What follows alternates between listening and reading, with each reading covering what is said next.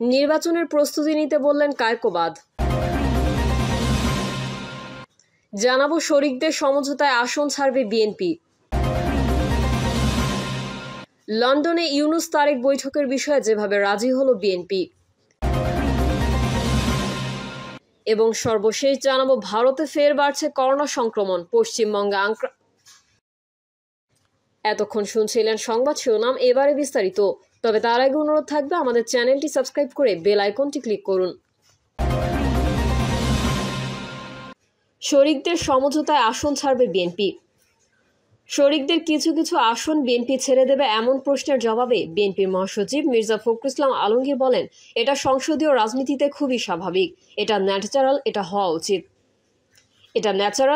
উচিত। আমরা আগে থেকে কমিটেড, আমরা নির্বাচনের পর একটা জাতীয় সরকার করব।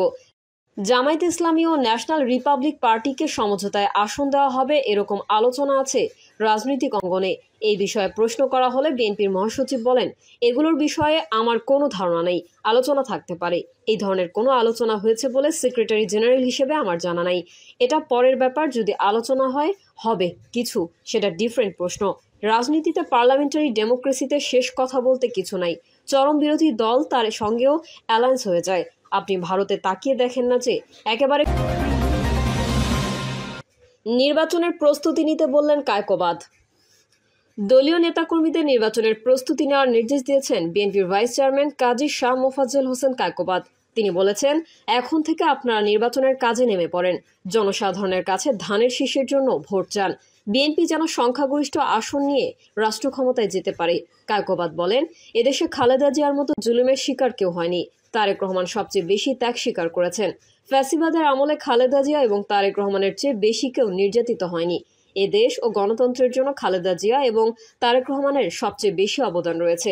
শহীদ জিয়াউর রহমানের জন্য আমরা সর্বদা দোয়া করতে হবে, কারণ তিনি এদেশে বহুদলীয় গণতন্ত্র প্রতিষ্ঠা করেছেন। তিনি আরো বলেন, নেতা নয়, আমি আপনাদের ভাই হিসেবে থাকতে চাই। যতদিন বেঁচে থাকবো আপনাদের ভাই এবং সেবক হিসেবে থাকতে চাই। আপনারা আমার জন্য দোয়া করবেন। শরিকদের সমঝোতায় আসন ছাড়বে বিএনপি। শরিকদের কিছু কিছু আসন বিএনপি ছেড়ে দেবে এমন প্রশ্নের জবাবে বিএনপির মহাসচিব মির্জা ফখরুল ইসলাম আলমগীর বলেন, এটা সংসদীয় রাজনীতিতে খুবই স্বাভাবিক, এটা ন্যাচারাল, এটা হওয়া উচিত। আমরা আগে থেকে কমিটেড, আমরা নির্বাচনের পর একটা জাতীয় সরকার করব।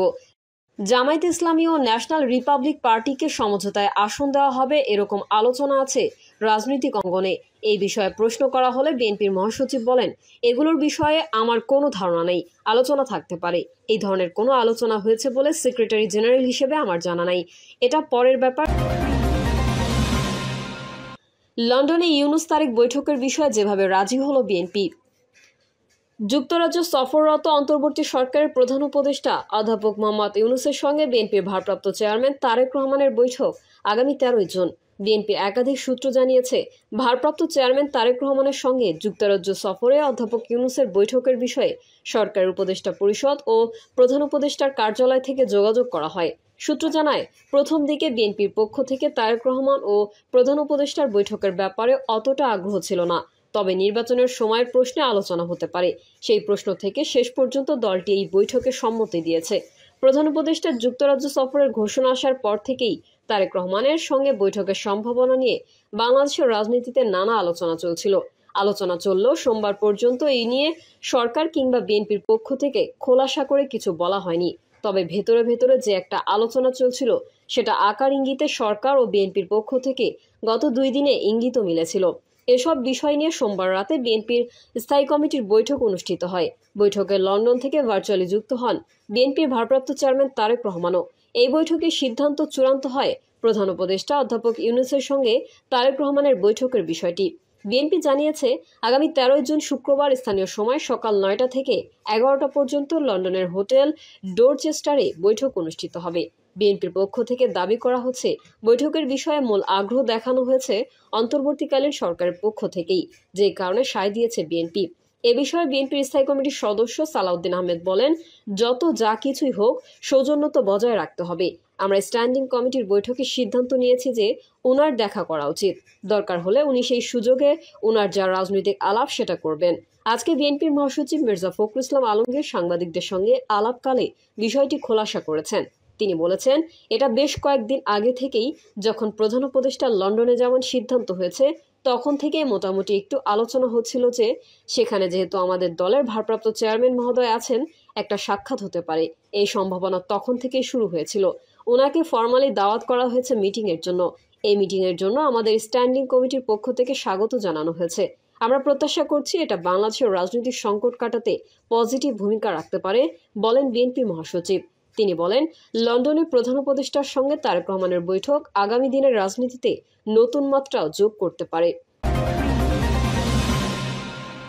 ভারতে ফের বাড়ছে করোনা সংক্রমণ, পশ্চিমবঙ্গে আক্রান্ত 747। ভারতে ফের ঊর্ধ্বমুখী হচ্ছে করোনা সংক্রমণ। স্বাস্থ্য মন্ত্রণালয়ের সর্বশেষ তথ্য অনুযায়ী সোমবার একদিনে নতুন করে 358 জন করোনায় আক্রান্ত হয়েছেন। ফলে দেশজুড়ে সক্রিয় রোগীর সংখ্যা দাঁড়িয়েছে 6,491 জনে। খবর ইন্ডিয়ান এক্সপ্রেসের। সোমবার সন্ধ্যা পর্যন্ত করোনায় মৃত্যু হয়েছে 56 জনের। 65 জনের। সবচেয়ে বেশি সংক্রমণ দেখা যাচ্ছে কেরালায়, যেখানে বর্তমানে সক্রিয় রোগীর সংখ্যা 1957 জন। এরপরেই রয়েছে গুজরাট, পশ্চিমবঙ্গ এবং রাজধানী দিল্লি। গত 24 ঘন্টায় দিল্লিতে নতুন করে 42 জন আক্রান্ত হয়েছেন। এই নিয়ে সেখানে মোট আক্রান্তের সংখ্যা বেড়ে দাঁড়িয়েছে 728 জনে। পশ্চিমবঙ্গে রোববার থেকে সোমবার পর্যন্ত 54 জন নতুন করোনা রোগী শনাক্ত হয়েছেন।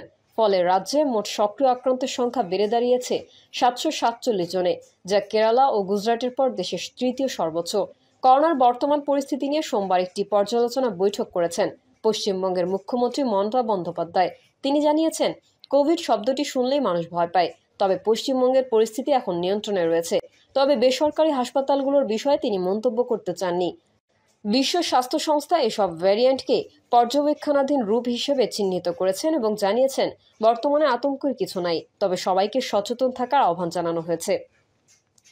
বিশ্ব স্বাস্থ্য সংস্থা এসব ভ্যারিয়েন্টকে পর্যবেক্ষণাধীন রূপ হিসেবে চিহ্নিত করেছেন এবং জানিয়েছেন, বর্তমানে আতঙ্কের কিছু নাই, তবে সবাইকে সচেতন থাকার আহ্বান জানানো হয়েছে।